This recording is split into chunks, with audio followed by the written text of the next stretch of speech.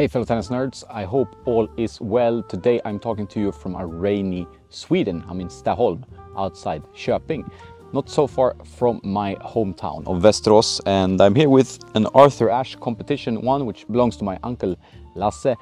This is not what I used in the video. I have an Arthur Ashe competition 2. Today I want to take you through some important rackets in the history of tennis.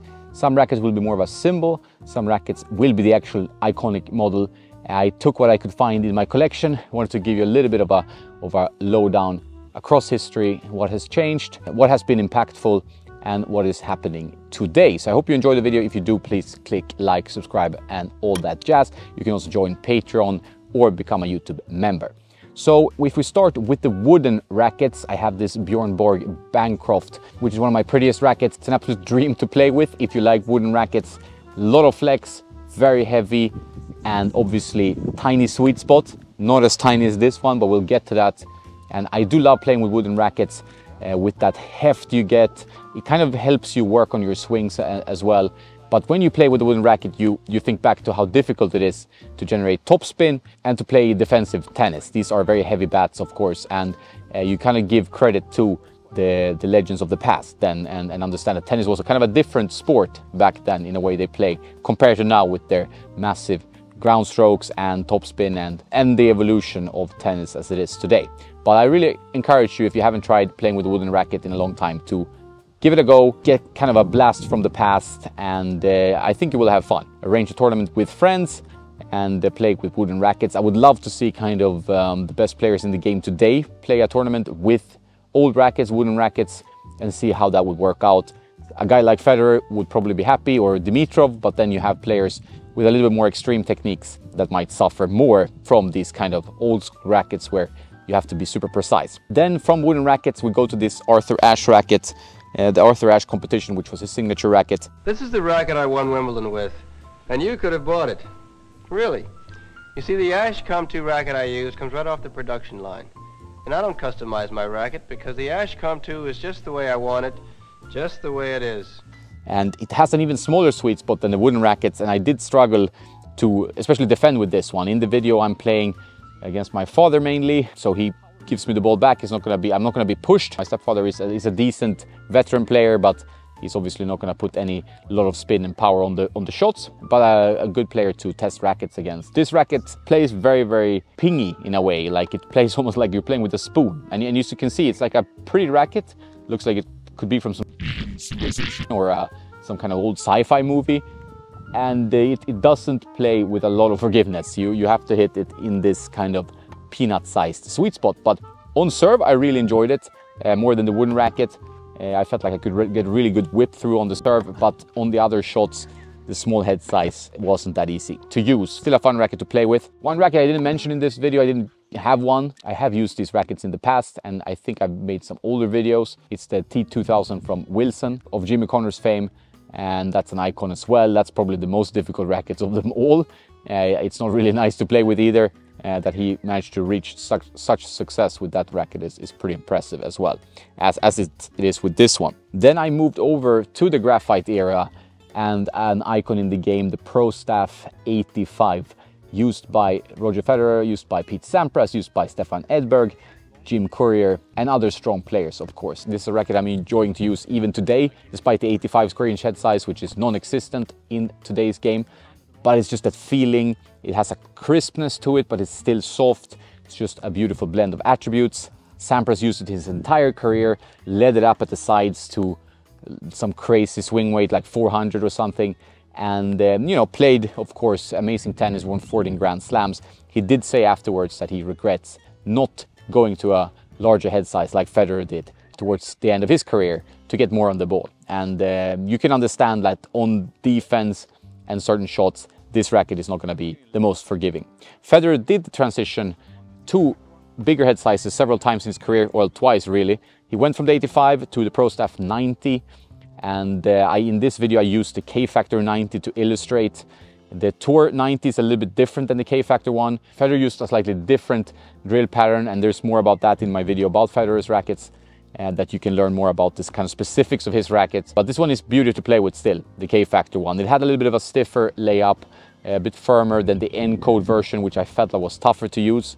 I'm a big fan of the N-code generation of Wilson rackets, but I felt like the 90 one was tougher than the K-Factor one. That was kind of the one that I have the most fond memories of.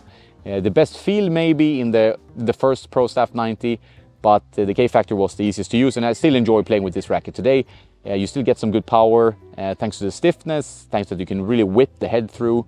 Mid-size rackets are beautiful to play with, but of course when you get on defense and you have to pick up balls, in the corners, you're going to be punished and it's going to be tough to use. Federer had to change rackets to combat Rafa's massive topspin. I think that was one of the main reasons that he switched to the Pro Staff RF97, became his autograph racket later on, because he wanted to have a bit more real estate, a bit more power, a bit stiffer frame on those backhand shots, and he really managed to rework his backhand into more of a weapon and to take the ball earlier and be more aggressive. You had the saber return, and you had him really hitting and blasting some winners on his backhand side towards the final stages of his career. 2017, 2018, he still won Grand Slams. So that was a major transition for him, and something I understand that he did.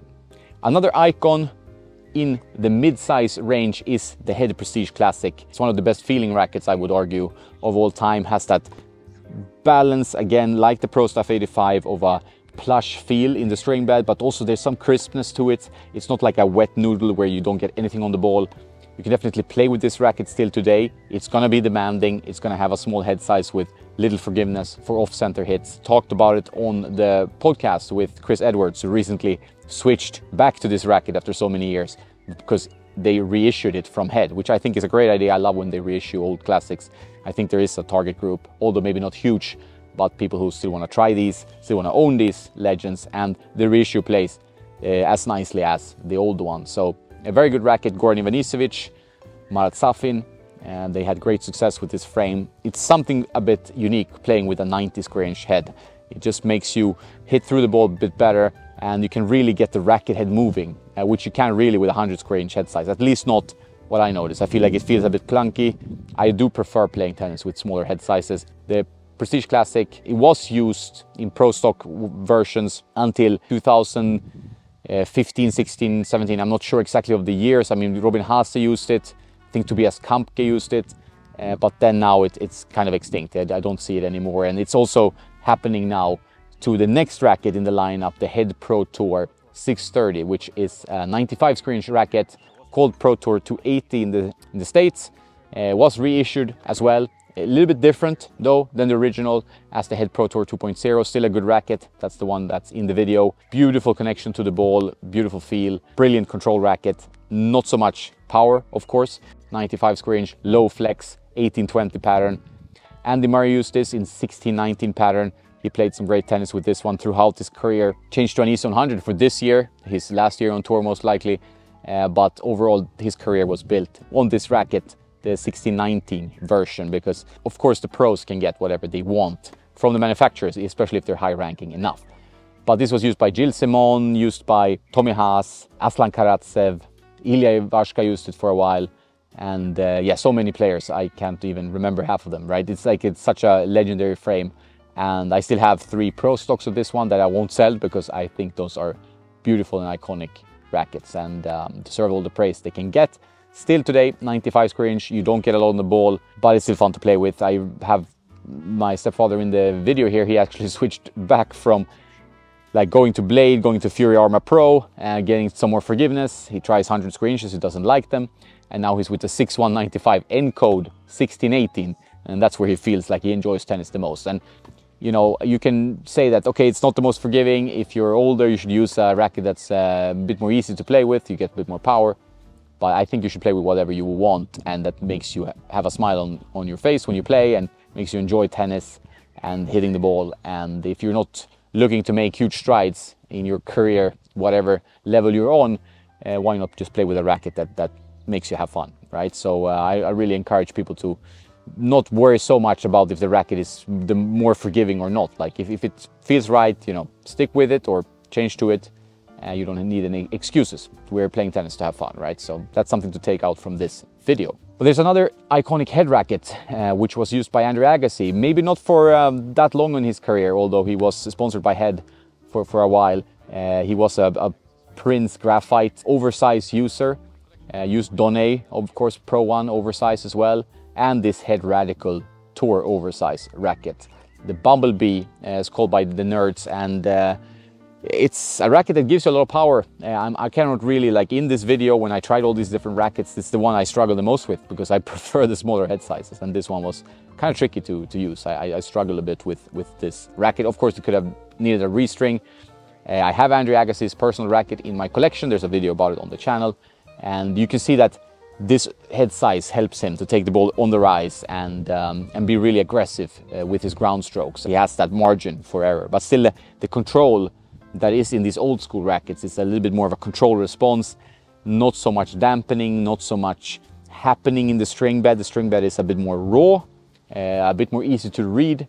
Some of the modern rackets today, they have all the technologies are probably excellent and stuff like that, but you can have some inconsistencies in the string bed where you don't really feel where the ball is going due to dampening and these things to save players' arms and so on. As I said, there are rackets in between all these rackets. I couldn't cover everything. Fisher Vacuum Pro, a classic I made a video about, Michael Stich's Wimbledon winning racket. That's also a beautiful feeling frame, very narrow, very difficult to use. Another mid, as a fan of mids, for example, but you can search the channel for more classics. Another one I can mention, of course, is the Dunlop Max that I didn't bring for this one. I didn't have any left. I think I sold the last one I had, which was a sad thing because it's an interesting frame used by Steffi Graf, John McEnroe, of course an icon with its unique flex, plays a bit like a wooden racket, had that graphite injection technology, which was quite unique. And maybe I missed other ones. Please put them in the comments. What racket stood out to you? Was it a Yonex RD7, which I also made a video about, with its flex profile, like 55 stiffness, but still some brilliant spin properties used by Sergei Bruguera, or maybe there's something else that I missed. But that one, of course, the Dunlop should be mentioned as well. In 1994, a racket called the Babolat Soft Drive and the Pure Drive hit the market. It was a powerful racket based on an old Pro Kennex mold. Babolat had bought it. Babolat were making strings before that, but they wanted to get into rackets. They bought the mold from Pro Kennex, and the Pure Drive / Soft Drive was born. What is different with the Soft Drive is that it has fiberglass in the layup, and the fiberglass used to be quite popular in the early 90s, also in the 80s, I think, but it softens the feel of the racket, but it also makes the racket more prone to breaking and reduces the durability of the frame.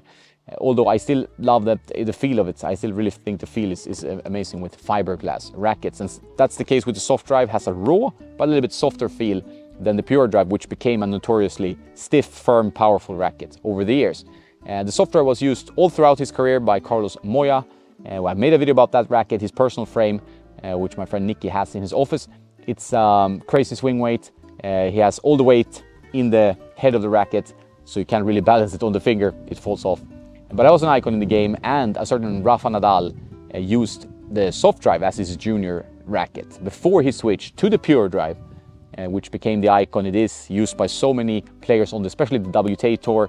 You have guys like Fabio Fognini, Ramos Viñolas, and other Pure Drive users on the men's tour now, in Petchy Pericard, for example. But on the WTA Tour, I think that's where you've seen it in Kim Kleister's hands, in Muguruza's hands, and Pliskova and so many players, because it's a racket where you get so much power and you don't have to have all that weight and mass to get the power. Of course, comes with some stiffness. Many older players might have had issues with their elbows because they strung a Pure Drive too high with a polyester string, but nonetheless, an iconic racket and one of those legends. And it was released with a new cosmetic for this year, with the 30th anniversary cosmetic. New racket hopefully next year, I guess. I haven't heard much about it, but I'm looking forward to a new Pure Drive. The last generation was in 2021. So the Pure Drive used by so many players, but in Rafa's hands, he needed more spin.